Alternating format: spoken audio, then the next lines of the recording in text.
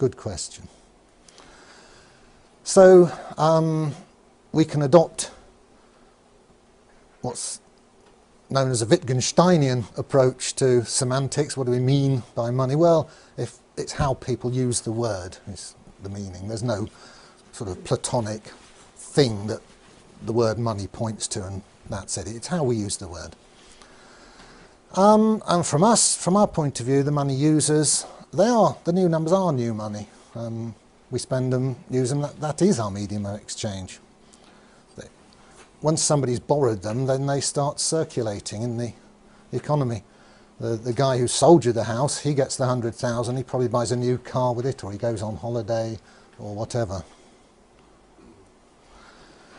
Now there's a flip side to that expansion of the bank's balance sheet when somebody comes along and repays their loan, pays money back to the bank. And in this case, the money supply contracts. Let's see that schematically. Here's the balance sheet. The dotted lines are before the event, and the solid lines are both before and after. So when the guy comes in with these 100,000, well, he probably doesn't these days, he probably does it electronically, but when this event of debt repayment happens, then the effect on the balance sheet is that the loan account is paid off, so it disappears. So obviously some historic record of it is kept somewhere, but the day-to-day accounting of the bank, that loan has gone. And on the other side of the balance sheet, the customer's current account has gone down by 100,000. So we see the two sides now have shrunk, just in the opposite way to when they expanded when the loan was taken out. So after a while, the bank's been trading, and what does its balance sheet look like in general? Again, this is very schematic. Well, we've seen that the customer's deposits are liabilities to the bank. The loans taken out by customers are assets to the bank. Here they are. You'll notice the loans are a bit bigger than the deposits in this diagram. That's because, as we'll see, interest is charged on those loans. They have a certain internal dynamic. You take your eye off them and they grow. Another asset to the bank is physical cash called vault cash. This is, the bank does actually keep some notes and coins in its safe, in its vault, and that is an asset to the bank.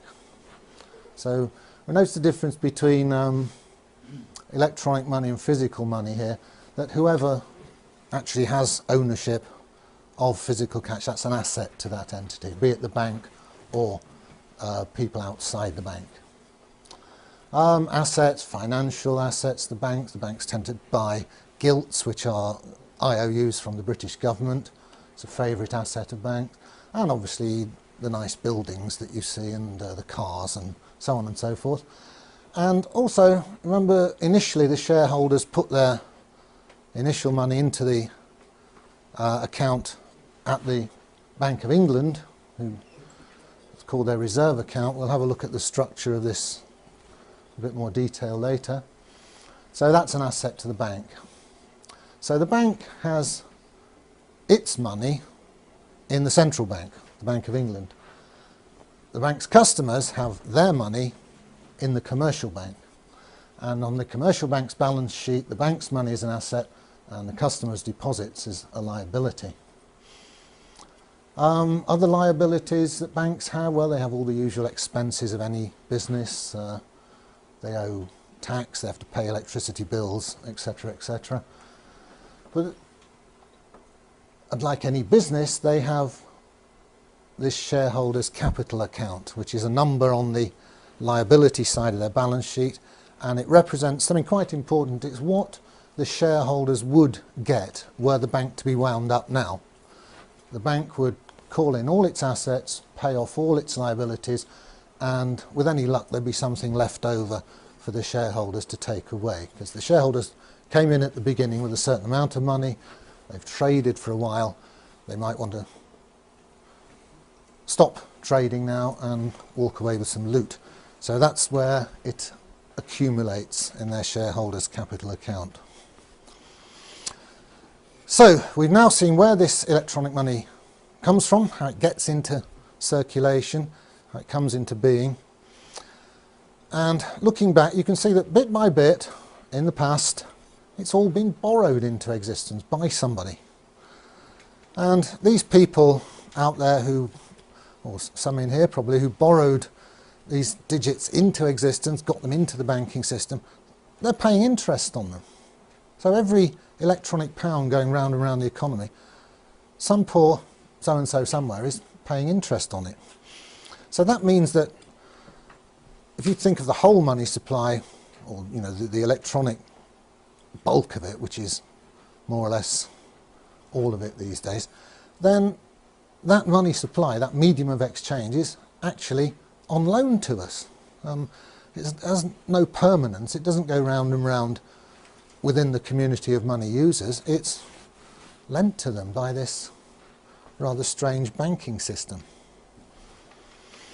So the conclusion is we actually rent our currency, our medium of exchange, from the bank, from the banking system, through these interest-bearing loans. And that's weird, isn't it, when you think about it? These numbers, they charge us for using their numbers, which cost them nothing to type in. Well, yeah, my numbers are as good as their numbers. As a mathematician, I must say this. So why am I forced to rent their numbers? So I like the phrase that we have a rent-a-currency system. Let's look at it schematically. Well, here's us in the economy. These arrows mean the money's going round and round. And what goes round and round up there is digits in banks' computers, and none of it is debt-free and none of it is permanent. It's all temporary, transient, ephemeral, and it comes into the economy, as we've seen, from interest-bearing commercial loans, and it drains back out of the economy as the loans plus the interest. So the banks extract wealth from the economy by renting to us a bunch of numbers. It's quite a good business, isn't it? And of course the numbers they get back as interest are just as good as any other numbers, and they can spend those numbers back into the economy. And you know, you'll notice bankers have pretty good cars and bonuses and houses and so on, all for buildings. Oh yeah, I mean, they accumulate a lot of wealth by charging us to use their numbers. What's the alternative? Well, we could do it this way. Here's us in the economy, and instead of using numbers which are lent to us by commercial banks, we could have our own numbers. Could issue them collectively, all of us. And they could be permanent. And the money supply could go round and round indefinitely as we conduct our business. Where would that sort of money come from? Well, it can only come from the collective, from the whole community of money users. You don't want any privileged minority doing it and making lots of profit out of it. Let's do it all together. You know, we're all going to use these numbers. Well, let's have our own numbers. Fine. So we issue them into the economy and through what's called the state, which is, taking a benevolent look at it, it's what we all want to do collectively together. We all have nice roads and we all want to drive on the same side of the road and so on. So I'm just having a dig at the anarchists here who often I debate with on the internet. So collectively we can provide our own medium of exchange, our own bunch of numbers at negligible cost.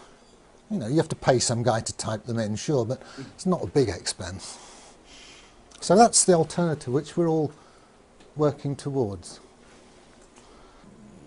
Let's not knock debt-based money per se. We're just knocking commercially issued debt-based money. But there is an argument that any money system needs to be a bit flexible. needs to expand and contract. You know, if somebody invents a new widget and suddenly lots of factories are needed to produce these new wonder widgets, well, we need a bit more money in the economy. Well, we can still do that. We collectively, through the state, can lend money into the economy as well as spend money into the economy. So it's not a problem. This is a counter-argument to